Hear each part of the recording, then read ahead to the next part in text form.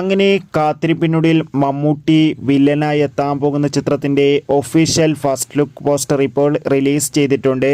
ആ ഒരു അപ്ഡേഷനാണ് ഇന്നൊരു വീഡിയോ ഭാഗത്ത്. വീഡിയോയിൽ മുൻപ് വീഡിയോ ലൈക്ക് ചെയ്യുക, ചാനൽ സബ്സ്ക്രൈബ് ചെയ്യാൻ വേണ്ടി ശ്രമിക്കുക. മമ്മൂട്ടി, വിനായകൻ എന്നൊക്കെ പ്രധാന കഥാപാത്രങ്ങളായി വരാൻ പോകുന്ന ചിത്രമാണ് കളങ്കാവൽ.